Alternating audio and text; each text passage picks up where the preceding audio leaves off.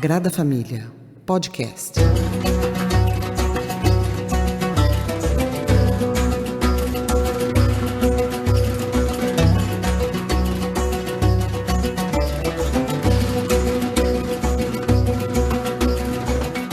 Salve pessoal, boa noite.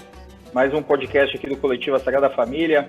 Hoje recebendo dois camaradas, dois intelectuais especialistas na questão palestina e assuntos correlatos, Geraldo Campos e Arturo Hartmann. Boa noite, Geraldo. Boa noite, Cris. Tudo bom? Boa noite, meu velho. Boa noite, Arturo. Boa noite, Cris. Tudo bem? Beleza, vamos nessa. Bom, vamos agora no primeiro esforço, né? Eu tenho certeza e faço voto que essa conversa se ramifique para outras tantas, né? Mas um primeiro esforço para a gente tentar decifrar isso que parece, aqui no Brasil, uma história confusa, marcada por narrativas diversas, bastante interessadas, eu diria, né? Com uma dificuldade muito grande de encontrarmos um ponto de apoio minimamente sério para a discussão. E a ideia aqui de trazê-los para o coletivo é ganharmos uma contribuição de quem efetivamente estuda o assunto há muitos anos e conhece em loco, como é o caso do Arturo, a região, o Geraldo também as adjacências, né? Então, queria pedir para vocês se apresentarem inicialmente, mas tentar nos girar em torno desse mote, né? Como que a questão palestina é recepcionada, traduzida, explicada aqui no Brasil, e como que nós poderíamos fazer a crítica, então, dessas abordagens e abrir novas perspectivas para os camaradas se aprofundarem na questão. É isso aí, camaradas.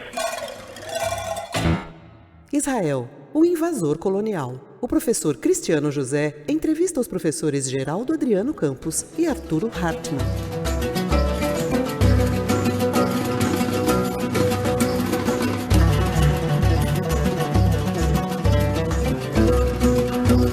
Escolha aí, quem quiser falar primeiro, fica à vontade. Obrigado.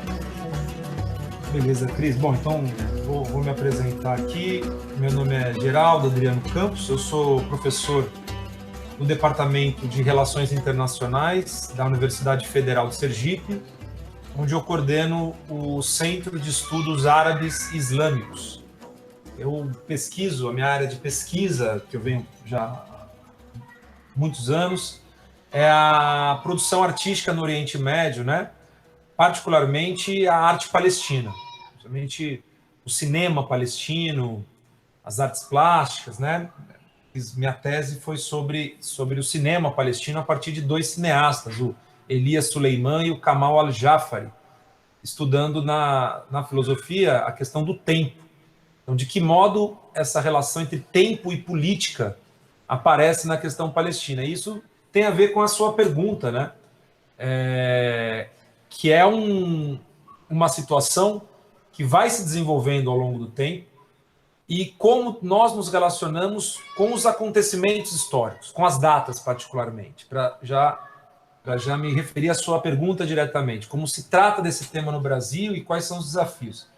Acho que o primeiro desafio, o Arturo também vai acho que poder também a gente dialogar aqui, como a mídia brasileira trata desse assunto, majoritariamente a chamada grande mídia, ou chamada imprensa mais tradicional, hegemônica, trata desse assunto até hoje.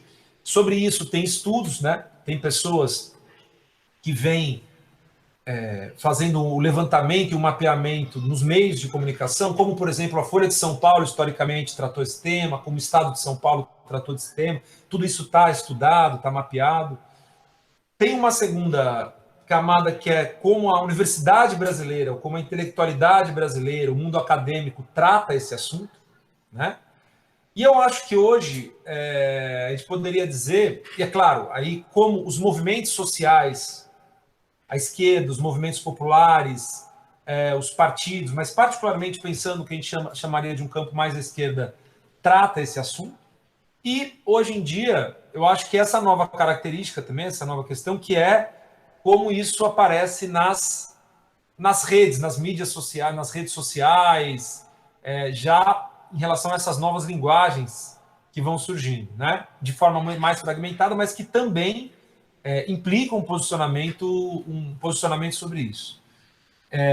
Eu acho que, como eu disse, a forma como a gente se relaciona com as datas, ela diz muito nesse campo. Você mencionou na sua pergunta a existência de várias narrativas, de diversas narrativas ao redor desse tema. Isso é um fato, né? Tem vários discursos. Agora, tem uma questão que eu acho que é importante, que é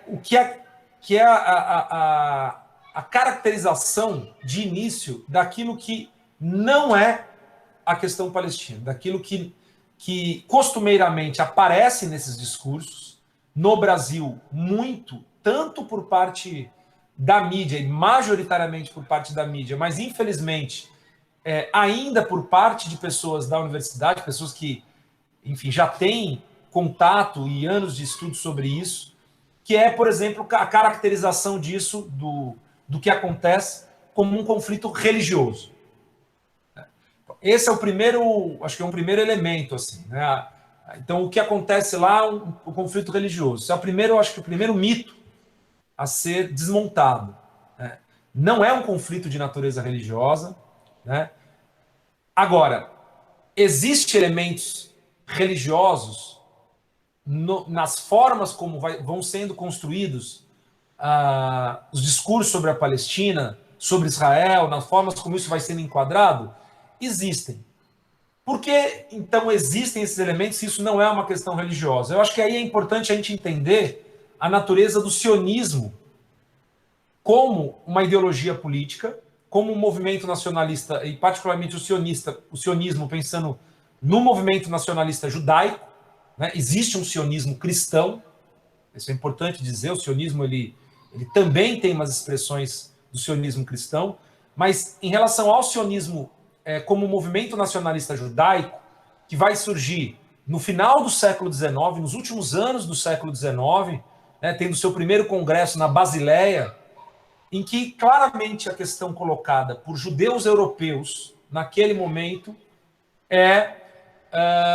nós precisamos encontrar um lar judeu, um lar para os judeus. Perceba que ainda não falando a palavra Estado de Israel, ou mesmo a palavra Estado, mas a ideia de um lar. Para mobilizar esse discurso, que é um discurso feito por pessoas, por esses sionistas, nacionalistas, judeus da Europa, né? O Theodor Herzl, ele era um austríaco, ele era um jornalista austríaco, então, evidentemente, a gente tem que entender o que é o ambiente ideológico e político e geopolítico da Europa naquele contexto, que é marcado pelo colonialismo e pelo imperialismo. Então, essa formulação ideológica ela vai ser alimentada desde o início, né, por essa perspectiva colonial. E isso vai influenciar diretamente o modo como vai ser percebido a ideia de um povo nativo de uma terra, da existência de um povo indígena, de um povo nativo daquela terra. Mas como que o elemento religioso, se eu disse que não é uma questão religiosa e nunca foi uma questão religiosa, como é que ele aparece já nesse início? Ele aparece porque os sionistas vão fazer uma operação muito sagaz. Eles vão produzir uma espécie de vinculação entre um projeto que é um projeto laico, secular, que vai se apropriar de um discurso teológico, religioso. Então, essa é uma operação muito sofisticada, que parece, às vezes, trivial, e muitas vezes ela eu acho que não é dada tanta atenção ao significado dessa operação. Então, você tem pessoas que eram, por exemplo, ateus, né? Assim, pessoas que não tinham nenhum vínculo, e que, inclusive, não tinham nenhuma relação com aquela terra, nem do ponto de vista das formas de trabalho, de sociabilidade, das relações, enfim, da sociedade que existia já na Palestina, e que vão estar por trás desse início, dessa formulação ideológica do sionismo. Então, isso já é um primeiro descolamento. O que isso tem a ver com a forma como esse tema é enquadrado? Porque se nós seguirmos o desenvolvimento do pensamento sionista, Cris, se nós formos pegar, por exemplo, se a gente for ler o que dizem os próprios pensadores sionistas, e particularmente essas gerações iniciais, são as gerações que vão formar as primeiras lideranças de Israel, né? A gente vai poder, e esses textos estão disponíveis, esses textos são publicados, eles escreviam diários, eles escreviam livros, né? Você tem uma figura como Arthur Ruppin, um dos grandes lideranças sionistas, tal, que era uma figura, por exemplo, que defendia abertamente, né, um pai da sociologia judaica, e ele defendia abertamente, por exemplo, ele era contra a ideia, ele achava que, por exemplo, se os judeus se misturassem, isso ia gerar uma contaminação da raça, a ideia de uma contaminação. Então, portanto, princípios de pureza racial, princípios de preservação contra misturas.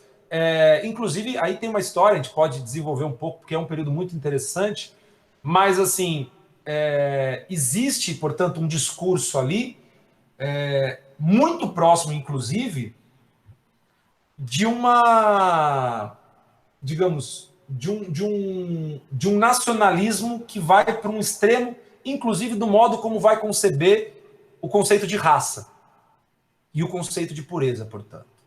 Formulado por alguns desses pensadores. Então, é claro que o discurso, que o elemento religioso, teológico, aí você reconstituir uma história, né? Então, o que vai ser feito? Eles vão projetar uma noção para poder ativar esse movimento político, para poder produzir essa legitimidade simbólica do movimento político. Você vai precisar ativar uma ideia de origem. Perceba, o conceito de origem. Né? Então, o que é essa origem? É alguma coisa que em algum momento, que não está na história, que, portanto, seria muito antigo, né? Aconteceu e que, portanto, atribui um caráter de legitimidade a uma certa demanda que um povo possui, que é uma legitimidade sobre aquela terra. E aí vem o segundo mito. Se o primeiro que é um conflito religioso, que é o que não é, o segundo mito vai dizer que isso é um conflito muito antigo. Alguns intelectuais ainda repetem isso, infelizmente. Isso é uma história milenar. Eu vi recentemente, esses dias agora. Não, olha, o que acontece lá é muito difícil de entender porque é uma história milenar. Não tem absolutamente nada de milenar. Nada de milenar. A gente está falando da modernidade. Aliás, não só a gente está falando da modernidade, como eu ousaria dizer que a configuração do pensamento sionista, do movimento nacionalista sionista e o que vai acontecer na Palestina é talvez um dos ícones mais emblemáticos do que é a modernidade. Se a gente quiser interpretar a modernidade como barbárie, como acúmulo de ruínas, de catástrofes, se a gente quiser pensar a modernidade com essa ideia de um tempo do progresso, movida por um tempo do progresso, né, é essa ideologia que está por trás, por exemplo, do sionismo. Então, a ideia de que não apenas aquela terra era despovoada, portanto, uma negação ontológica, uma negação existencial daquelas pessoas, mas também a ideia de que você precisa transpor para aquela terra o progresso. Então, você repõe uma dicotomia, que é uma dicotomia muito cara à modernidade, entre atraso e progresso. Esse elemento, essa dicotomia atraso-progresso, ela vai ser fundamental nessa construção sionista das primeiras décadas do século XX. E vai continuar até hoje. Não à toa, Israel mantém essa imagem associada a uma startup nation, né? Uma nação, os empreendimentos científicos, o grande exemplo da vacinação, que todo mundo agora vem repetindo, né? Que é o exemplo de vacinação. Então, a ideia de ciência, a ideia de desenvolvimento, a ideia de democracia, quer dizer, todos os conceitos que vão compor o imaginário europeu do que seria a modernidade europeia serão apropriados pelo pensamento sionista. Mas, de alguma maneira, paradoxalmente, eles vão precisar conviver com uma reivindicação que é de natureza teológica.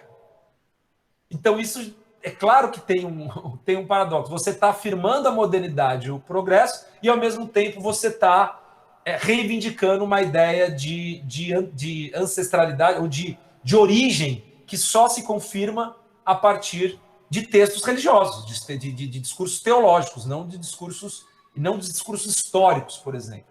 Então eu começaria, para passar a bola aqui para o Arturo, jogando essas duas, acho que o movimento de tentar desmontar esses dois mitos inicialmente, do porquê não é religioso e porquê não é antiquíssimo, faz com que a gente situe o que acontece lá como uma questão não apenas absolutamente moderna, mas como um dos lugares privilegiados para nós compreendermos a própria modernidade.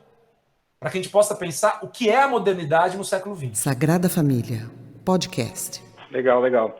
Bom, antes do Arthur mandar ver aí nas suas reflexões e na sua inteireza, tá? Não estou aqui adicionando nada à pergunta, mas só para ficar com uma demarcação aqui, pensando que o nosso mote é como que se recebe esse complexo de problemas aqui no Brasil, né? E aí você já colocou em bons termos, né? Se recebe a partir de uma série de falsificações ideológicas, de construções ideológicas. Eu pediria para que a gente olhasse, então, acho que o próximo passo seria, depois de falarmos do que não é a questão palestina, falarmos do que é, né? Eu acho que inevitavelmente vamos chegar à questão econômico-política, mas eu só perguntaria também, se até se o Arthur puder incluir isso na sua reflexão inicial, se esse dispositivo teológico ele não tem um funcionamento interno, autorreferente, mas que não teria, na minha visão pelo menos, um grande apelo de legitimidade para os europeus, para os ocidentais de modo geral, mas se nós ligarmos o discurso da perseguição aos judeus, do antissemitismo, e essa ideia de um lar, né, de uma busca pelo lar que torna a coisa absolutamente legítima e até romantizada, e aí eu acho perfeito trazer à tona essa ideia, esse binômio civilização e natureza, civilização e não desenvolvimento, né, essa terra inóspita e etc. Porque também é isso, né? Não é só um lugar inexplorado, é um lugar estéril que essa modernidade aborda, e isso está muito no discurso do Bolsonaro também. Olha o que eles não têm, que nós temos, olha, né? Então esses temas eles vão se articulando e que gera, na minha percepção, uma plataforma de legitimação daquela presença muito forte, né? Muito forte, a ponto de toda ação ostensiva se converter imediatamente nesse mecanismo ideológico como uma ação defensiva. Né? Então, só se a gente puder adicionar esses elementos, mas, Arturo, perdão, é só porque eu não poderia perder esses ganchos que foram me ocorrendo, mas, por favor, siga aí o caminho que você havia previsto. Não, obrigado, Cris. Não, o Geraldo colocou bastante questões interessantes. Você também agora aponta. Bom, meu nome é Arturo Hartmann, eu sou jornalista, sou pesquisador de relações internacionais e sou bartender também, né? O que é um bartender? Eu faço drinks, eu experimento com drinks, com bebidas, que bom. Para temperar discussões, inclusive, como essa, né? O Geraldo sabe. Poxa, nós temos que superar esse modelo online o quanto antes, então. Exatamente. Cara, dá para juntar os pontos, porque o Geraldo ele fez uma descrição perfeita do que seria o projeto político que migrou para a Palestina, né? Então a gente pode começar a pensar em movimentos, né? E aí no encontro com a Palestina, ele encontra uma terra e um povo, ao contrário da ideia que esse projeto vendia ou vende até hoje, na verdade. E então, na verdade, o que está no centro disso, sendo bem resumido, é a terra, né? Mas aí a gente pode entender a terra aqui e as suas ramificações. Não é só o objeto a terra, mas é a partir do teu pertencimento à terra. Então, elaborações religiosas, e aí do ponto de vista dos palestinos também, ela surge a partir de uma necessidade de manter um pertencimento à terra, né? É assim que a religião é uma parte desse assunto que a gente está tratando, né? O que eu estou querendo dizer, assim, para não abstrair tanto, assim, é que a resistência palestina ela pode se dar em termos seculares, como ela se deu durante décadas, Mas ela pode se dar também em termos religiosos, como ela se dá entre alguns grupos hoje na Palestina. Isso quer dizer que a questão é religiosa? Não. É esse o ponto que o Geraldo quis trazer, né? Então, a terra nos coloca diante de um confronto colonial, né? Que é exatamente essa tentativa de você cortar, no caso dos israelenses, eles tentam eliminar a ligação que os palestinos têm com a terra, para colocar no lugar a ligação que eles vão elaborar, a partir desse cerne, a partir dessa estrutura que o Geraldo descreveu com detalhes. E aí entra, é tão não religioso e é tão moderno, né, nesse sentido que o Geraldo falou, é que ele se assemelha muito mais a uma marcha para o oeste do que uma tradição teológica ou bíblica, né? E é por isso que a conexão com os Estados Unidos é muito forte, né?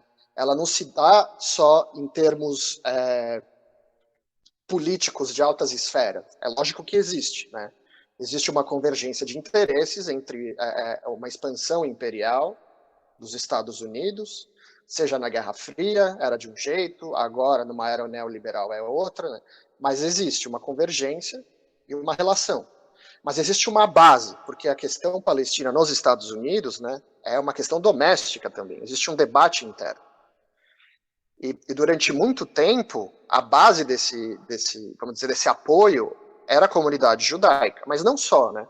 Como o Geraldo também falou, a questão de setores do cristianismo também vão apoiar esse projeto, né? E não só, às vezes nenhuma das comunidades, existem estudos muito interessantes sobre isso. É quando os Estados Unidos, isso já na década de 60, faz a comparação entre o que era o esforço americano dos Estados Unidos no Vietnã e o que foi a Guerra dos 6 Dias, por exemplo, para os israelenses. Enquanto os soldados dos Estados Unidos estavam na lama derrotados no Vietnã, os israelenses em 2 dias tinham destruído os exércitos árabes, vamos dizer assim. É lógico que esse é o imaginário, que eu estou dizendo assim, a questão da terra e de um esforço colonial está aí. É a tomada de terras e a reimaginação dessa terra. E na reimaginação dessa terra, você materialmente transforma essa terra, né? Então, tem várias nuances, várias mudanças, mas se você quiser fazer a leitura do que aconteceu em Jerusalém em maio, o que aconteceu em Gaza, está aí, né? E a questão moderna e laica está nisso que você comentou do antissemitismo também, né? Então, porque no fim é uma agenda ocidental. O antissemitismo, como fato histórico, ele é um problema europeu, né? É um problema europeu que foi solucionado, né? Entre aspas, eu vou colocar aspas aqui. Porque houve o extermínio dos judeus e de outras comunidades na Alemanha, e as pessoas responsáveis por elas foram julgadas, né? Então, até aí você tem uma solução. O problema é que o preconceito continua, inclusive contra os judeus na Europa, né? Então, o Israel se conecta a esse problema, não como a solução, mas como a continuação do problema, né? E aí, em termos do esforço colonial, ele se torna autojustificável, num certo sentido, aos olhos ocidentais. Esse é sempre importante pensar. Porque aos olhos dos nativos é lógico que não, né? Então, eu tô contando essa história porque a dissonância da compreensão sobre a questão está aí, da nossa, inclusive, né? Da nossa responsabilidade como acadêmicos, como jornalistas, como, né, esses setores todos que o Geraldo comentou aqui. Como... Porque aí existem 2 problemas, né? Eu conversei com o Geraldo recentemente sobre isso. Para tentar ajudar a pensar, você tem duas esferas, né? Quando você vai falar sobre a Palestina, que você tem que se engajar. São escolhas, na verdade. Mas uma é a narrativa, ou o discurso, que você entra para disputar, vamos dizer, né? São esses problemas que o Geraldo falou. Um é um conflito religioso, ou é um conflito antigo, ou Israel se defende, ou Israel é uma democracia. Aí você se engaja nesse debate. O problema que está em jogo nesse debate não é a verdade, ou o fato. Né? Verdade não é uma boa palavra, mas não é o fato. É a visão de cada um, porque nessa disputa, nesse engajamento, está da própria luta política. Não só entre israelenses e palestinos, mas nós, como sociedade civil, na visão de mundo que nós temos. Né? E aí fica sempre, de que lado você está. Né? Porque existe essa classificação, você deve saber. Tem os pró-palestinos e os pró-israelenses. Então vira uma guerra em si, fora da Palestina. Isso, né? E a segunda dimensão seria debater o que realmente acontece, o fato. Né? Isso que você perguntou, Cris, o que é? Né? Tá, tem um extermínio, tem expulsão, tem violência, tem confronto? Lógico que tem confronto, porque tem alguém sendo expulso e alguém que vai resistir à expulsão. Só que as palavras têm que ser cuidadosas, no sentido, não da polêmica, mas no sentido de descrever exatamente o que acontece. Né? Então, é isso. Aí eu brinquei com o Geraldo outro dia, eu falei, cara, o primeiro debate que eu falei, a gente tem uma escolha, ou a gente se engaja nele, com a chance de despender uma energia enorme, porque não leva nem, ou a gente ignora ele, e pula direto para o segundo. Vamos falar o que realmente acontece. Legal, vamos nessa então, vamos nessa. Que tal se nós explorarmos um pouco essa noção de um empreendimento, de uma incursão colonial em movimento, tentando pensar aí, no meio desse, não sei se é a questão central, mas eu gostaria de ouvi-los a respeito também, quem é o protagonista, efetivamente, desse empreendimento colonial, né? Acho que essa dica já foi dada, né? Mas eu acho, não me parece, pelo menos à primeira vista, que Israel seja o alfa e o ômega dessa história, né? Então, como que isso se coloca dentro das movimentações estratégicas do Ocidente a partir do pós-45, né? Eu acho que talvez essa seja uma questão importante para a gente fazer esse salto que você propõe, Arthur, né? De tentar sair dessas categorias abstratas, né? Que são autorreferentes para nós aqui no Ocidente, né? De que é uma democracia, de que é um sopro de civilização dentro da esterilidade atrasada e etc., e explorarmos, então, o tipo de violência histórica que está sendo praticada ali, que está sendo empreendida ali. E aí, fiquem à vontade aí, se quiserem tirar o par ou ímpar. Arturo, pode? Vai lá, não quer começar? Começa aí, Geraldo.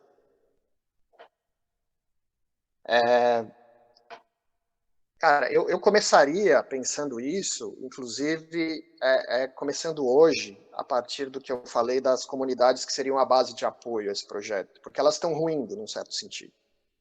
Né? Inclusive porque há um debate nos Estados Unidos, não exatamente, ele não se dá nesses termos, mas no fim é isso. Eles estão lidando com os legados coloniais dos Estados Unidos. Né? Então, existe um racismo lá, que eles estão tentando combater. Então você vai ruindo estruturas que apoiavam Israel e, primariamente, um esforço imperial dos Estados Unidos. Né? E, cara, os Estados Unidos, o Israel, ele nasce nesse cerne, porque, na verdade, o projeto, né, alguns dos personagens que o Geraldo citou no começo, eles entenderam que esse projeto ele só poderia existir com o apoio de uma potência internacional. Né?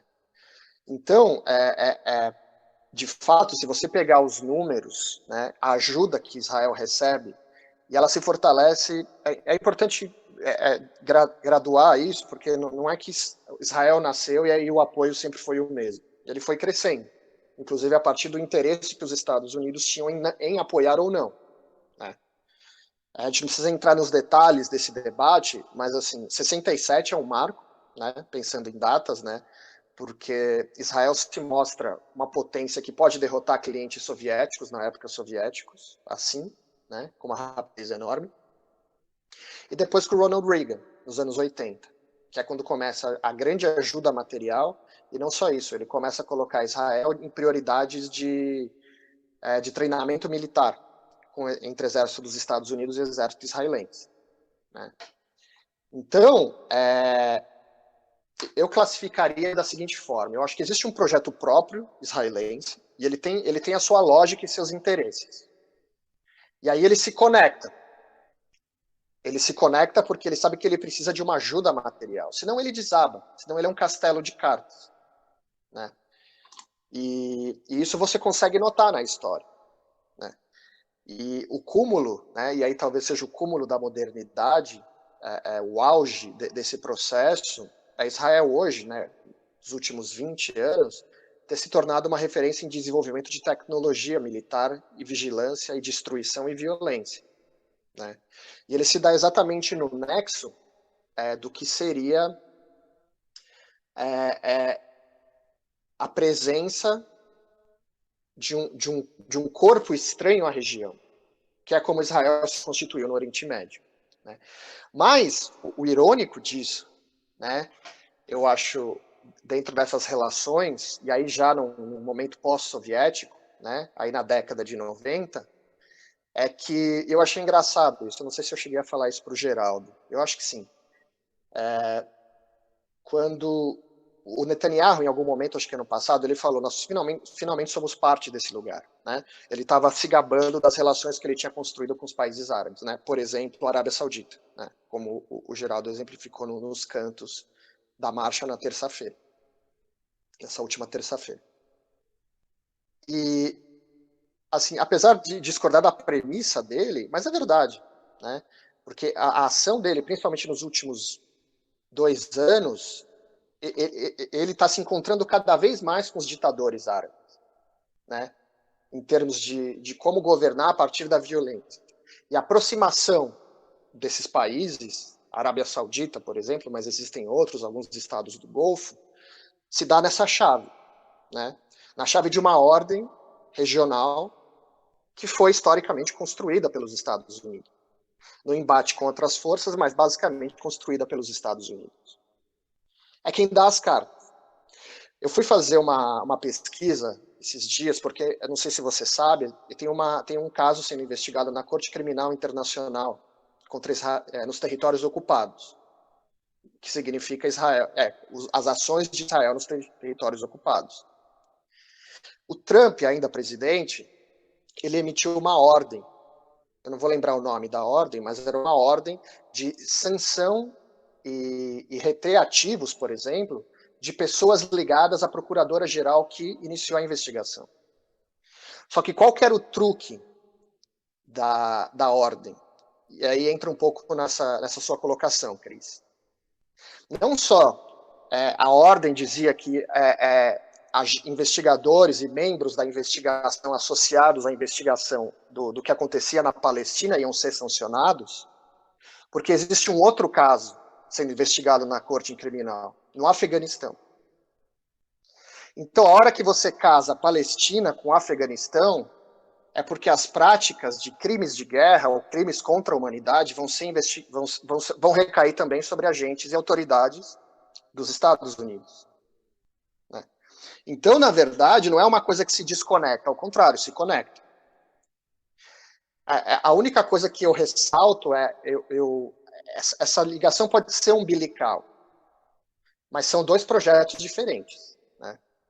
Israel se constitui como um projeto único. Se ele se conectou com os britânicos no começo do século passado, aí mais para a segunda metade do século passado e aí hoje se conecta com os Estados Unidos. Né? É um país que busca a sua sobrevivência material sem abrir mão do seu esforço colonial. E aí o drama, né, aí eu vou passar a bola para o Geraldo, mas acho que o drama para nós, humanidade, pessoas que pensam no campo progressista, é que esse avanço não diminui, mas ele aumenta. Ele aumenta de escopo, inclusive. Então quer dizer que esse projeto ele se tornou modelo para muitos países. Né? A gente sabe de que modelos, os militares dos Estados Unidos no Iraque e dos israelenses na segunda intifada dialogavam. A gente olha para o Bolsonaro, né? O Geraldo tem uma reflexão bacana sobre isso. Então, nesse sentido, é dramático. E tudo isso, num processo, Israel desenvolveu essas técnicas e elaborou e avançou com o seu projeto político sob um processo de paz, né? E aí paz eu vou colocar aqui entre aspas, mas foi o que aconteceu. Sagrada Família. Podcast. Legal, Geraldo. Vamos lá? Estou pensando nessa coisa que o Arturo trouxe de Israel como um modelo, né? Eu acho que hoje, uma das grandes discussões que a gente tem para estabelecer essa conversa aqui, o Arturo fala que é importante a gente olhar para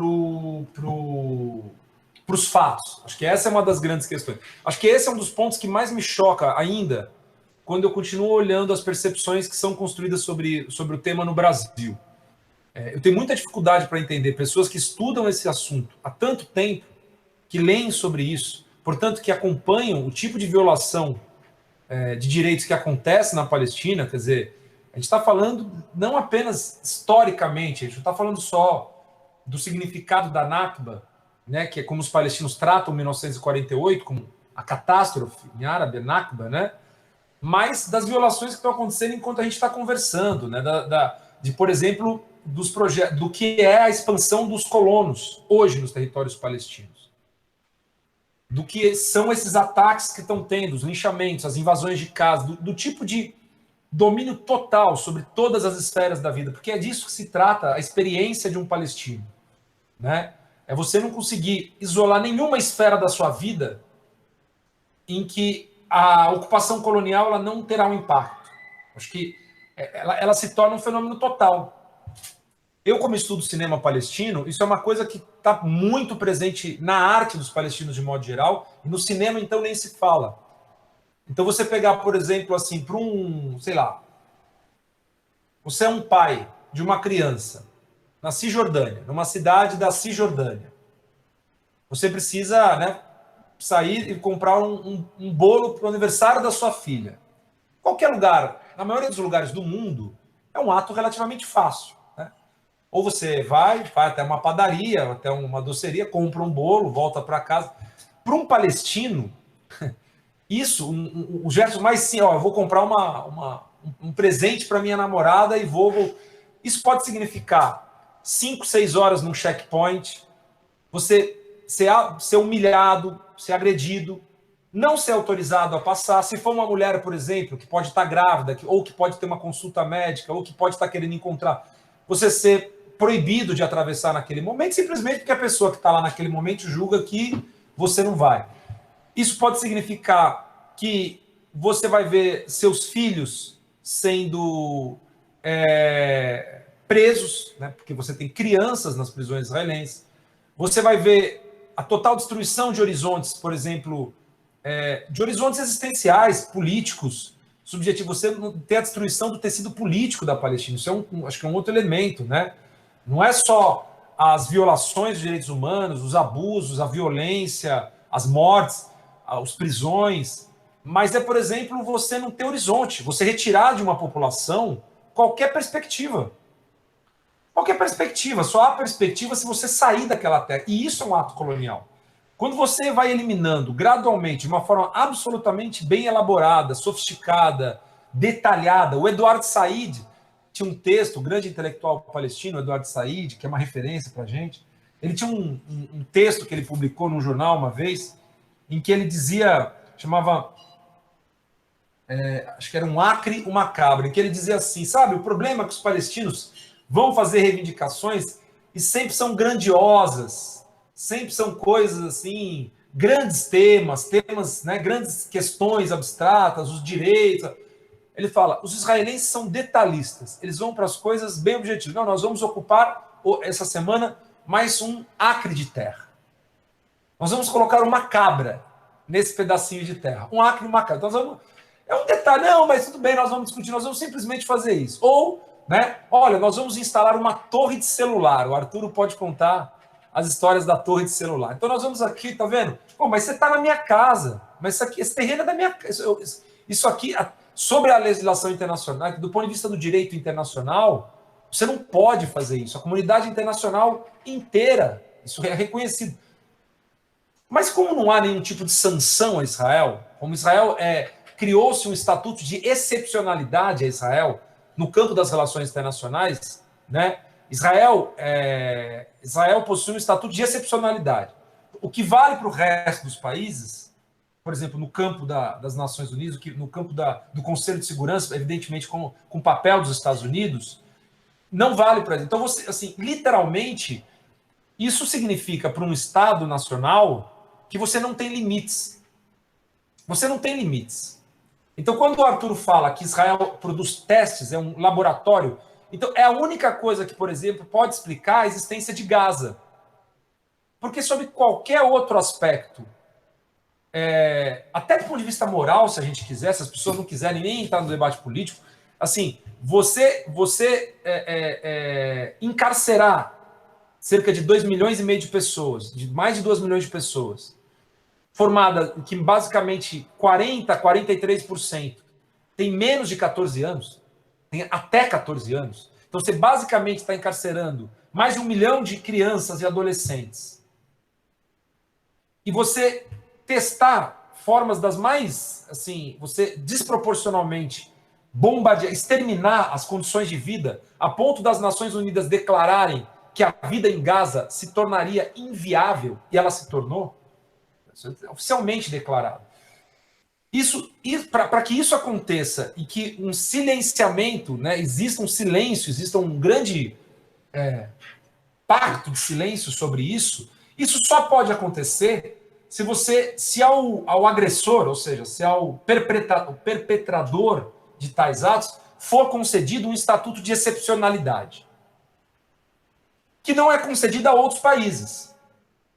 Por isso é um argumento comum e recorrente dos sionistas, né? Dizer, mas como é que você fala Mas você só pode criticar Israel se você criticar todas as outras violências e injustiças que existem no mundo, senão você é antissemita.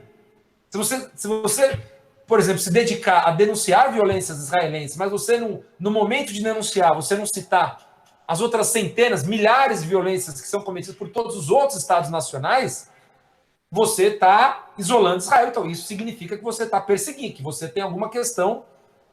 Não, na verdade, esse estatuto de excepcionalidade, quem determina não são os críticos de Israel. Esse estatuto de excepcionalidade é colocado pela própria comunidade, pelos Estados Unidos, bancado do ponto de vista militar, bancado do ponto de vista financeiro, pelos Estados Unidos, né?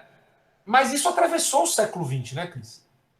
Então, assim, a sensação dos palestinos. Então, você perguntou no começo, por exemplo, como isso é tratado no Brasil. Uma das características é assim: você não tem os palestinos, por exemplo, a voz dos palestinos, ela não existe nas abordagens, por exemplo, da imprensa brasileira, e muitas vezes mesmo entre os movimentos sociais, muitas vezes entre a sociedade civil, muitas vezes. Então você repercute, a imprensa vai repercutindo matérias de agências internacionais que já têm um enquadramento pré-definido de antemão. Isso é um conflito, isso é uma guerra, muitas vezes, que não é uma guerra, né? Não há absolutamente nenhum resquício de simetria entre os dois lados, né? E não há sequer um Estado para declarar guerra, porque a Palestina não tem um Estado, a Palestina não tem sequer infraestrutura organizacional para se colocar numa condição dessa. A Palestina não existe como Estado, ela não existe como infraestrutura.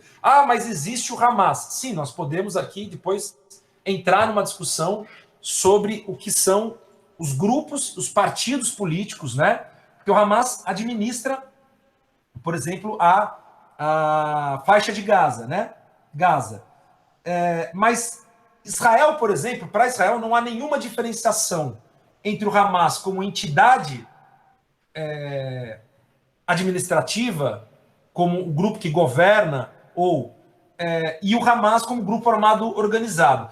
Bom, mas isso significa o quê? Isso significa que, por exemplo, qualquer funcionário público de Gaza, ele é um alvo legítimo. Qualquer funcionário público. O sujeito que acorda e preenche papéis, se ele for um funcionário público do governo, não é nem governo, mas digamos, dessa estrutura precária governamental, de gestão daquele território, que é uma prisão a céu aberto. Se qualquer pessoa que ocupe um cargo nessa organização, mesmo que já ocupasse, ela é um alvo legítimo, ela passa a ser um alvo legítimo, passa a ser um alvo a ser destruído.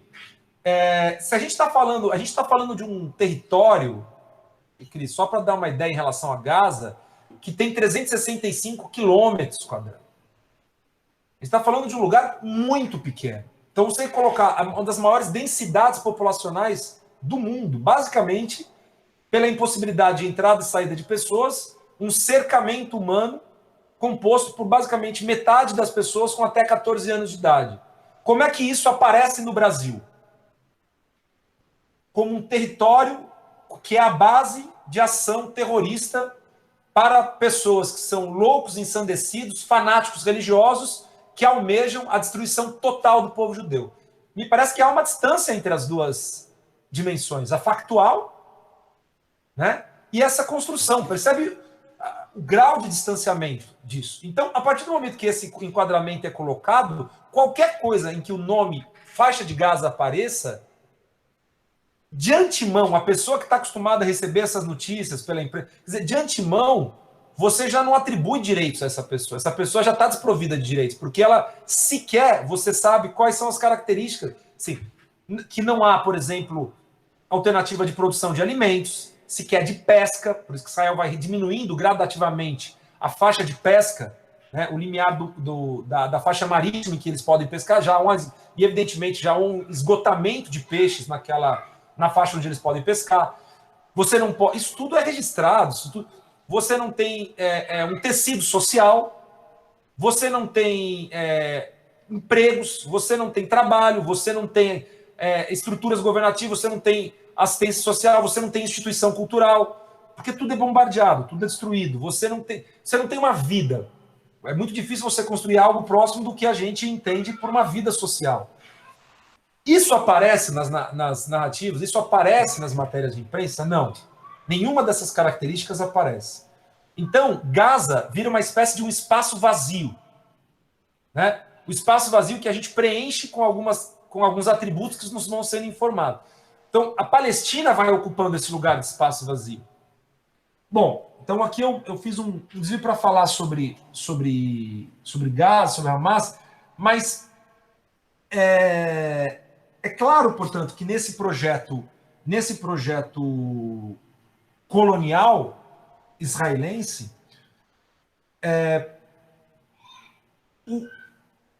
a forma de lidar com aquele território, ela não é estática ao longo do tempo. Essa é uma questão que deve ser dita. Portanto, as alianças que vão sendo construídas também não são estáticas. Quando você perguntou, mas não se trata só de... Claro, a Grã-Bretanha, por exemplo, foi fundamental. Aliás, uma responsabilização histórica que nunca foi atribuída devidamente. Né? Que nunca foi atribuída. Em 2017, quando completaram-se 100 anos da Declaração Balfour, na qual a Grã-Bretanha promete, quer dizer, um documento simples que tem duas ideias. O governo de Sua Majestade compromete-se a um lar judeu, a um lar nacional para os judeus. A palavra Estado, state, não aparece na Declaração Balfour. Então, o governo de Sua Majestade se compromete a um lar nacional, contanto que os direitos, contanto que a população nativa não seja impactada, não tenha... Veja, em 2017, quando completaram, eu tinha um amigo, né, que dizia isso, um argentino, ele falava, aí precisava fazer uma atividade em 2017 com os representantes ingleses, colocar o embaixador inglês, colocar o cônsul, colocar os representantes do governo inglês, falar, vamos fazer uma discussão com vocês do centenário do significado desse documento. Porque no meio disso tudo, essa é uma das responsabilizações que caiu nesse vácuo de silêncio, né? O papel da Grã-Bretanha foi absolutamente determinante. A gente está falando aí das primeiras décadas do século XX. Então, quando o Arturo diz os Estados Unidos aparecem posteriormente. Portanto, essa ideia de os Estados Unidos são aliados de Israel desde o primeiro momento, também não é verdade. A política externa norte-americana ainda, e o Arturo tem toda a razão, ele apontou perfeitamente, quer dizer, ele aponta um traço da dinâmica colonial interna nos Estados Unidos e desse processo em Israel, né? Esse imaginário da expansão para o oeste. Bom, mas que tipo de eco isso tem? Bom, de cara isso tem o eco em relação a uma grande pergunta. Isso faz ecoar uma grande pergunta, que é, beleza, como é que a gente resolve uma questão aqui? O que a gente faz com os povos nativos? O drama do colonizador, no fundo, e aí do tipo de colonização que tem na Palestina, que é o colonialismo de povoamento, é que você precisa resolver um grande problema, que é diferente de outras situações coloniais. E uma resposta possível a isso seria: eles vão trabalhar para nós. A gente vai criar uma hierarquia social interna dentro do Estado, certo? A gente vai criar como se diz? Uma hierarquia. A gente vai criar aqui camadas de lugares sociais, né? E a gente, na camada mais baixa, deixa essas pessoas que vão trabalhar em empregos que as pessoas não querem, que vão estar nos bolsões de miséria e pobreza, que vão compor esse exército de reserva, exército industrial de reserva, né? Que vão trabalhar com subemprego. Isso era uma resposta possível dentro de uma certa lógica colonial. O problema é que o projeto sionista não deu margem sequer a esse horizonte, na forma como ele foi se desenvolvendo ao longo do século XX, que é o que apareceu nos cantos desses setores mais radicalizados. É importante dizer, as manifestações que nós vimos essa semana, dos setores da extrema-direita sionista, né, os setores mais radicais, cantando morte aos árabes, morte aos árabes. O que eles cantavam? Crianças, jovens, adolescentes, homens, mulheres, cantavam morte aos árabes, cantavam a segunda Nakba vem aí, veja, a segunda Nakba vem aí, cantavam a morte ao profeta, cantavam assim, ou seja, não é nenhuma questão ali de racismo, ali são discursos de defesa de genocídio, abertamente defendendo o extermínio total de uma população. Isso me faz lembrar um filme palestino, um filme dirigido por 2 cineastas, que está sendo exibido, inclusive está disponível pelo Instituto de Cinema Palestino gratuitamente durante essa semana. É um filme que se chama Rota 181. 2 diretores, Michel Leif, um dos pioneiros do cinema do cinema palestino na virada dos anos 80, e o Eyal Sivan, que é um cineasta israelense. Esses 2 cineastas se juntaram e fizeram um filme chamado Rota 181. Por que Rota 181? Porque a resolução das Nações Unidas, que estabeleceu a partilha da Palestina no final de 47, ou seja, a divisão, a partilha, ela se chama a Resolução 181. Então, esse documentário, que tem quase 4 horas de duração, eles vão pegar o trajeto e eles vão fazendo juntos todo esse trajeto, assim, muitas décadas depois. Em determinado momento do filme, eles param e eles vão entrevistar uma figura que tem, acho que eu me lembro agora, um museu, faz tempo que eu assisti, mas eu me lembro do discurso da figura, né, de um sionista que eles vão entrevistar, e aí ele fala: mas como é que você lida com isso? Quer dizer, você está vendo as pessoas estão a poucos quilômetros de você está vendo as pessoas atirarem neles, e você... Ele fala: olha, a gente cometeu um grande erro. Ele fala: o nosso erro foi não ter feito o que fizeram nas Américas. E ele expressa isso, né? Esse personagem, essa figura que eles vão entrevistar, ele fala: se nós tivéssemos resolvido isso em 48, a gente não teria esse problema. E o que é resolver isso em 48? Era ter levado a limpeza étnica, que é a forma de enquadrar o que aconteceu em 48, de acordo com o Ilan Pappé, né, um intelectual israelense, que muitos não aceitam, cuja tese muitos consideram polêmicas, consideram provocadoras. Por quê? Porque o Ilan Pappé vai trabalhar com arquivos, vai trabalhar com acesso a arquivos do próprio Estado israelense, vai trabalhar com a história oral, portanto, ele vai ter acesso aos relatos do que aconteceu em 48, e ele vai mostrar, por A mais B, como se organizou e como foi planejada a limpeza étnica. Uma coisa sistematicamente planejada. Então, aquilo que a gente falou no começo, Cris, que você falou das narrativas e tal, que assim, como a gente lida com as datas. Por onde a gente quer começar a explicar? Né? Veja, então se eu digo tudo começa em 48, então eu preciso explicar o que acontece em 48. Se eu digo, não, as coisas não começam em 48, as coisas começam com o movimento sionista, então eu preciso explicar o que é o fim do século XIX e o que é a ideologia, a formação ideológica que está em jogo ali. Se eu escolher falar, não, isso é uma questão milenar, religiosa, esses povos se odeiam há milhares de anos, então eu vou ter que acionar um outro dispositivo histórico, discursivo, teórico, que eu vou depender de textos bíblicos, eu vou depender de textos religiosos, eu vou ter que sair do campo da história. Eu vou ter que sair, porque eu vou ter que argumentar coisas que, em algum momento, já fogem de uma discussão a partir de evidências históricas. Bom, o Eduardo Said, Cris, ele falava o seguinte, ele tem um livro dele, muito, muito legal, assim, muito importante, chamado Beginnings, Começo, em que ele vai diferenciar a ideia de começo da ideia de origem. Quer dizer, por que é importante? Porque a origem é algo passivo. Se eu falar, a origem disso está em tal lugar, quer dizer que eu tenho que sempre virar para trás. Eu vou ter que procurar esse lugar, que geralmente é um lugar idealizado, a origem geralmente tem ela tem uma carga mitológica, né? Você vai construir mitos de origem, né? Cada povo e cada estado nacional vai produzir os seus próprios mitos de origem, né? O Brasil tem os seus, não tem? A gente elaborou como estado nacional, né, vários deles, inclusive o mito das 3 raças, o mito da democracia racial, o mito de um tipo de colonialismo português que seria um colonialismo. Isso, né? Cada experiência vai produzir experiências de estado nacional vai produzir os seus mitos. Então, o Said vai dizer, em vez de falar em origem, eu falo em começos. Porque o começo não é uma coisa que você vai ter que achar o ponto que foi estabelecido ou por uma divindade, porque o começo ele não é passivo, ele é ativo. Então, a partir do momento que eu digo, olha, eu quero estabelecer um recorte, e o meu recorte é a partir do fim do século XIX, isso é um começo.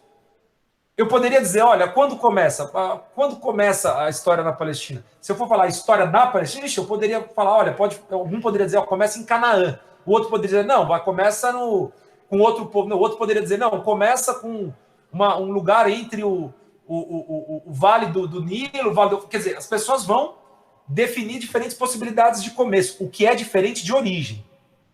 O que é diferente de origem.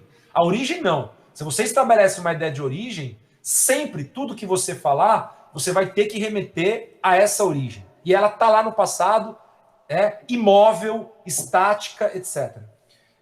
Eu estou fazendo essa diferenciação para dizer assim, no fundo, se eu pensar a Nakba como um começo, a pergunta é, o que começa em 48? O que de fato começa em 48? O que 48 estabelece? 48 estabelece para os palestinos, né? Para os palestinos estabelece uma ruptura, um rasgo, uma rachadura, um corte. Em 2 dimensões. Na dimensão territorial espacial, então, a partir desse momento, ser palestino significa possuir inerentemente uma relação diaspórica com a sua terra. Porque mesmo os palestinos que ficaram dentro de Israel, em 48 foram cerca de 150 mil que ficaram dentro daquilo que se tornou Israel e passaram a ser chamados palestinos de 48, eles vão fazer parte de uma entidade estatal perante a qual eles terão cidadania, mas não nacionalidade. Isso o Arturo pode também desenvolver, que é o que é essa particularidade do Estado israelense, que você pode ser cidadão, mas não nacional do Estado, porque só os judeus podem ter nacionalidade israelense.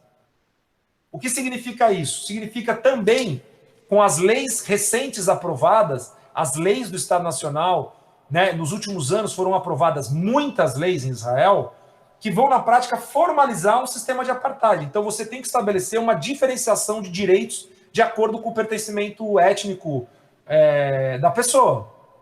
Então, como é o nome? Que nome a gente dá a isso? Você estabelecer sistema de diferenciação de direitos de acordo com as pessoas. Bom, de acordo com o Human Rights Watch, que é uma organização internacional de direitos humanos, nos seus últimos relatórios, pela primeira vez, a Human Rights Watch vai reconhecer e vai dizer: Israel comete um crime de apartheid.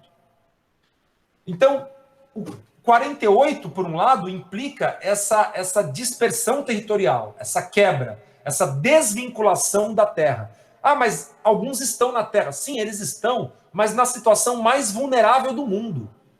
Porque eles estão hoje, sexta-feira, amanhã, sábado, se um trator chegar e derrubar a casa dele, é o que acontece diariamente na Palestina, se Israel mandar um trator e derrubar a casa dessa pessoa, ou simplesmente mandar uma família de colonos e dizer, meu amigo, sai. Não, sai porque agora essa casa é nossa. Não vai acontecer absolutamente nada e é isso. Então, há uma dispersão, há uma quebra na relação com a Terra, mas há também, Cris, uma quebra e uma ruptura temporal. De temporalidade. Porque a história, a partir daquele momento, se o seu trauma nacional, se o seu povo passa por uma limpeza étnica, passa por um trauma coletivo, né? A gente hoje, Cris, tem acesso às fotos da Nakba. Tem uma autora chamada Ariela Azoulay, judia de origem argelina, que ela diz, né? Ela fala, eu, entendendo a minha própria condição, eu não posso me silenciar diante disso. Ela fala, na minha condição, pela minha história familiar. E ela foi fazer uma pesquisa e ela foi pegar o acervo de fotografias que ficaram muitos anos proibidas, que estavam no arquivo de Israel. Ela foi e achou as fotografias de 48.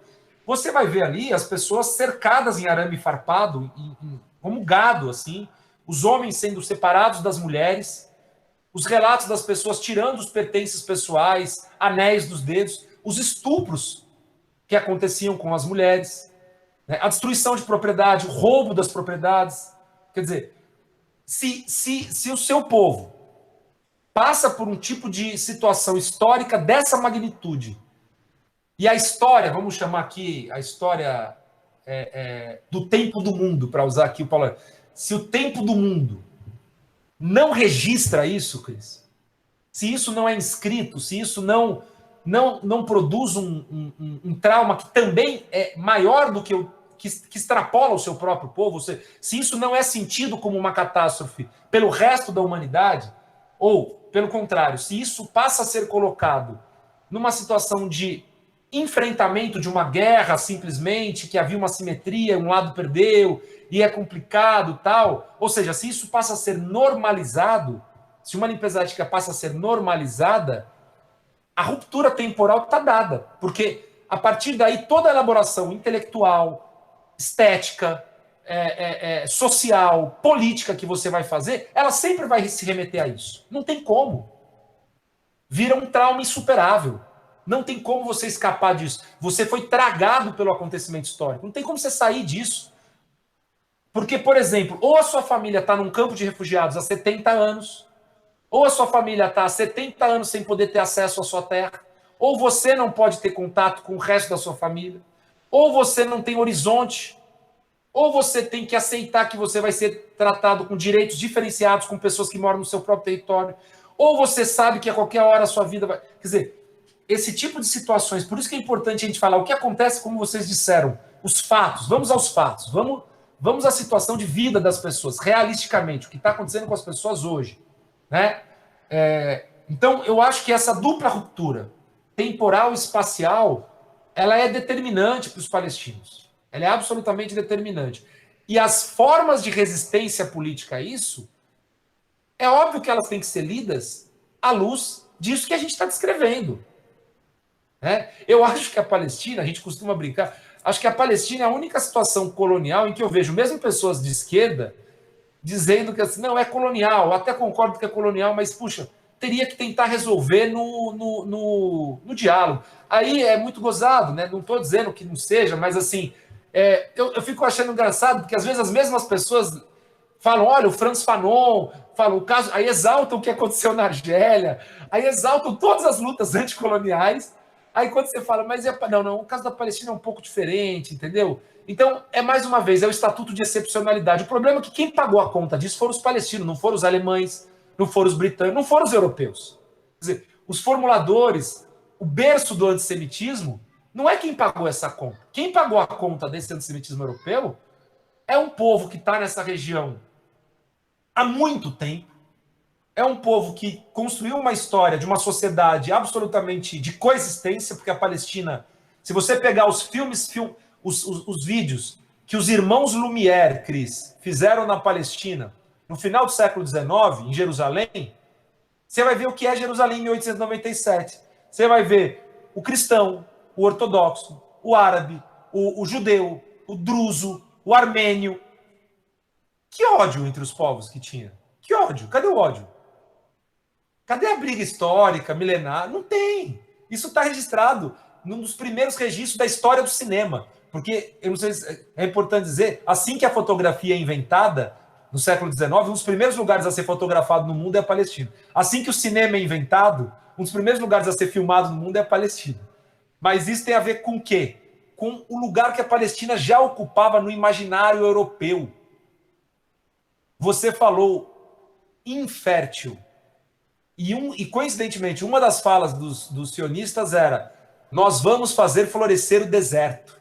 Fizemos o deserto florescer. Então, aí eu passo para o Arthur aí para a gente fazer esse bate-bola aí. Sagrada Família. Podcast. Vamos lá, Arthur. Enfim, estou aqui.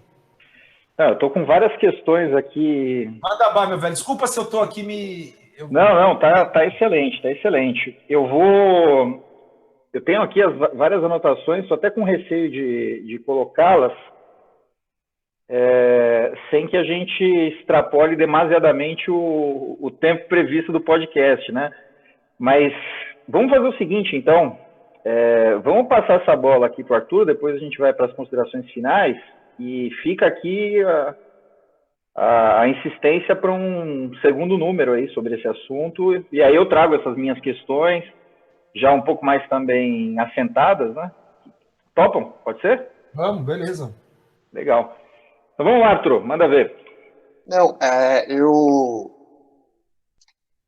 eu acho que a gente pode pensar, talvez, então, também já depois a gente já delineou bastante coisa da história, e do presente também, né?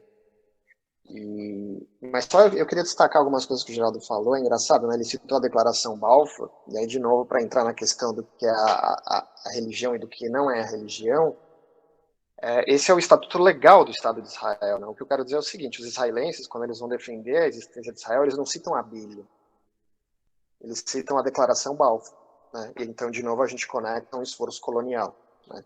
Porque aí os israelenses vão te dizer isso, né? A Declaração Balfour. Por que Israel existe? Porque em algum momento, algum poder que teve controle sobre o território disse que existiria ali um lar nacional judeu, como o Geraldo explicou. Só que o que os palestinos vão dizer? Mas que direito esses britânicos tinham para prometer qualquer coisa para qualquer um, né? Então, de novo, é o embate entre quem deve pertencer à terra e por qual motivo, né? E o detalhe em relação ao que o Geraldo falou da cidadania é que você não pode chegar num aeroporto e falar assim: da onde você veio? Eu vim do judaísmo, né? Ou do cristianismo. Então não existe esse tipo. Então o que existe é Israel como status que a lei que a comunidade reconhece. Então você só pode ser cidadão de Israel. O problema é que a nacionalidade israelense não é cultivada. O que é cultivado, e aí um privilégio, e aí o relatório do Apartheid, da Human Rights Watch, é a nação judaica. Tem outras, tem a nação palestina, a nação árabe, eles inclusive preferem dissolver, né, diluir. Tem a nação dos curdos, a nação dos drusos, perdão, então, mas a nação judaica. É assim que, por isso que não à toa o Estado de Israel é o Estado judeu. Mas em relação às conexões que são possíveis hoje, e aí talvez o que está se desmontando, né? Eu acho que essa é a reflexão. Dentro de Israel, né, ou dentro do território, que eu acho essa questão geográfica importante, talvez seja um primeiro passo para a gente começar a falar dos fatos, né? A gente se refere à Palestina. E dentro da Palestina você tem frações de território, né? Inclusive esse é um problema em relação a Gaza. Uma das táticas de Israel é você separar Gaza, como se Gaza fosse de fato uma ilha, inclusive, separada de todo o resto. Materialmente, existe um cerco a Gaza e existe uma produção simbólica para separar a Gaza. Mas a gente está falando da Palestina. Israel está na Palestina, né? E os acontecimentos de maio, eles foram num viés de os palestinos falarem para nós, né? A gente tem discutido isso, o Geraldo, eu e outras pessoas lá do centro da Federal de Sergipe. A gente tem discutido o que aconteceu foi um modo dos palestinos e das palestinas falarem: olha, se existia alguma crença de normalidade, a gente está mostrando que não existe normalidade nenhuma, né? Se existe uma noção de que existe uma simetria de estados ou que existe uma democracia, ela não existe. O que existe é um embate, é um esforço de tentativa de extermínio e um esforço de tentativa de resistir a esse extermínio e esse apagamento, né? Então, a noção de que os palestinos, esse foi o principal, dentro de Israel, né, os chamados cidadãos israelenses palestinos dentro de Israel, eles terem começado um levante, né, protestos políticos, eu acho que foi isso que assustou principalmente as autoridades israelenses, e aí está a novidade lá, né, porque a Gaza eles têm leituras militares sobre o que acontece em Gaza. Eles vigiam Gaza 24, eles sabem o que acontece, eles sabem quem está lá, eles sabem os grupos políticos detalhadamente. Se alguém tem inteligência sobre Gaza, é Israel. Agora, uma coisa que eles não pensavam é que 4 gerações depois da expulsão ao qual o Geraldo se referiu, os netos e às vezes os bisnetos dessas pessoas ainda iriam se referir a si mesmos como palestinos e palestinas. E não só isso, mas se levantar contra essa ideia desse Estado judeu. Que os israelenses acreditam, porque esse é o esforço deles, que é uma noção estabilizada e normalizada, né? Então, o que os palestinos chamaram dessa reunificação do território, à medida que Jerusalém, Gaza, Israel e os territórios da Cisjordânia, todos caminharam, apesar de separados e fragmentados, eles caminharam uma mesma mensagem, vamos dizer assim, e no mesmo esforço. E fora, eu acho que essa dissolução de uma base nos Estados Unidos, que pode estar se desenhando, né? Porque, principalmente com os movimentos depois do assassinato, do Black Lives Matter, de um esforço maior e o ganho de corpo que os movimentos antirracistas, o movimento dos negros ganharam nos Estados Unidos, é desmontar certos discursos normalizados lá, né? E talvez eles não quiseram acertar, mas eles acertaram o discurso do lobby israelense. Esse é o ponto curioso que a gente tem que observar, porque é muito recente ainda. Mas a gente também observa isso, Israel já sacou isso, né? E a noção de que o Netanyahu, né, que agora saiu, mas ele governou por 12 anos, ele sacou e ele agiu sobre isso, né? Ele percebeu que estava ruindo uma certa base de apoio a qual o lobby ou as autoridades israelenses ou a comunidade judaica conservadora nos Estados Unidos se referia para manter o apoio a Israel. Então ele começou a se ligar a comunidades conservadoras cristãs, evangélicas, né? E não só nos Estados Unidos, no Brasil, né? Existe uma leitura que, inclusive, ele ajudou a fortalecer no Brasil também, entre os evangélicos, a ideia de que Israel é uma nação amiga, uma nação em que o Brasil deve se relacionar, né? E o Bolsonaro é produto disso, não só disso, lógico, mas disso também.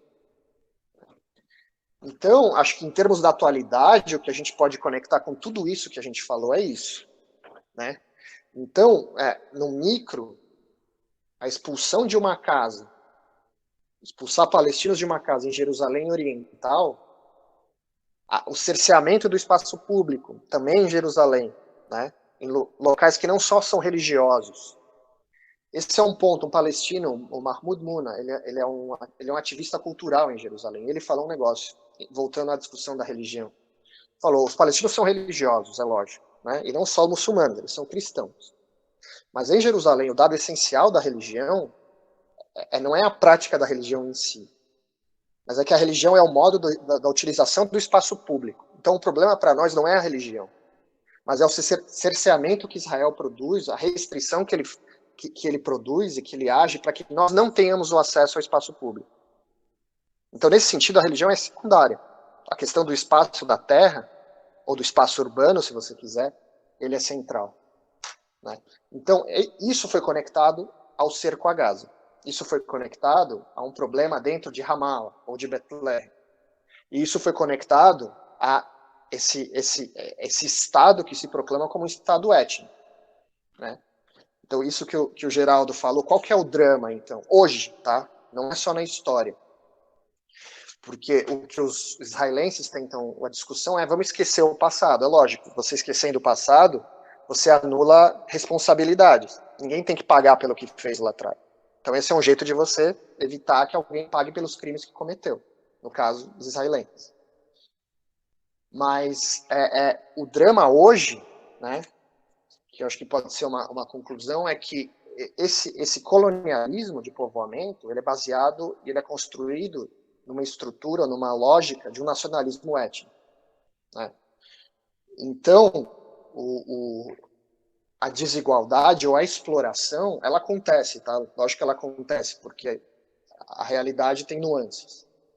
Mas o desejo, de fato, e essa foi a marcha da terça-feira agora, se pudesse, aquele seria um espaço judaico. Então você precisa do extermínio, né? Então as políticas todas, eu acho que isso como mensagem, é que isso ajuda a gente ler o que acontece a cada segundo. Porque acho que essa é a dificuldade, não só sobre a Palestina, né? Mas nos acontecimentos. Como é que eu compreendo o que acontece toda hora? Porque os fatos mudam, né? As pessoas mudam, os discursos, a violência pode cessar eventualmente. Mas o que está profundamente ali é como um processo político de todos os atores naquele território que a gente pode chamar de Palestina, né? Hoje fracionado entre Gaza, Israel e Cisjordânia. Sagrada Família, podcast.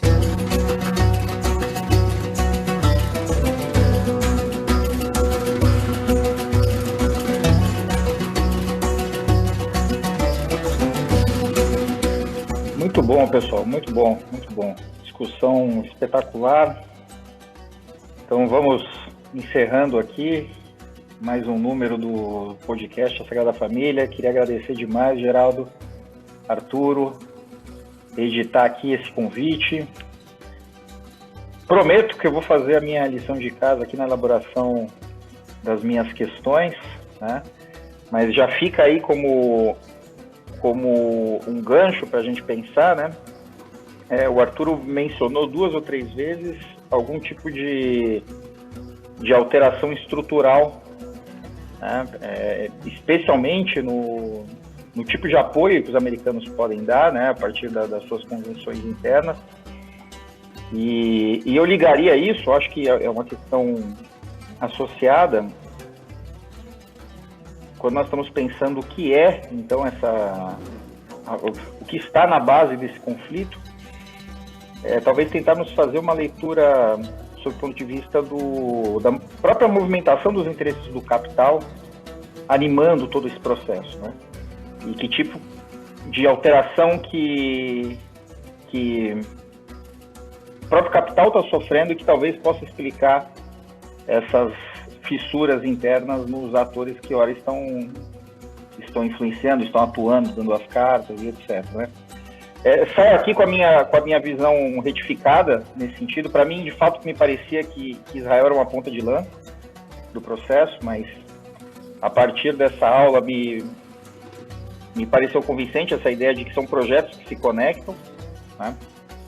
E eu acho que talvez numa próxima conversa a gente possa pensar a natureza dessa conexão, se há uma interdependência e de que natureza para conseguirmos projetar o futuro, né? O que pode estar se formando, o que pode estar medrando aí nessas relações todas.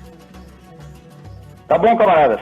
Então, muito obrigado. Uma palavra final aí de ambos. Maravilha, Cris. Obrigado aí para agradecer você, Douglas. Sempre um prazer estar aqui com vocês, com o Arturo. É sempre bom bater esse papo. Estamos à disposição aí, meu velho. Maravilha. Também só queria agradecer e acho que sim, outros papos, né? E, inclusive para pensar a conexão do Brasil com isso, né? Ainda que não é central, de fato não é, mas não é irrelevante também, né? Mas agradeço demais, papo sempre bom também. O Geraldo aí, valeu, Cris, prazer te conhecer. Valeu, rapaziada. Obrigado, um abraço. Valeu.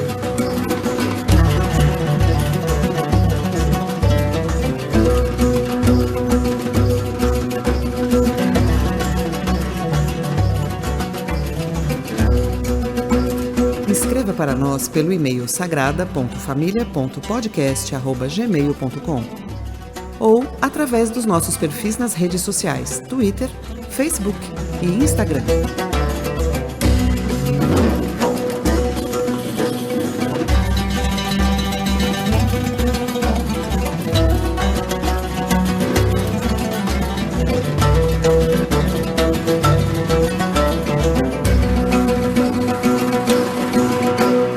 Sagrada Família, podcast.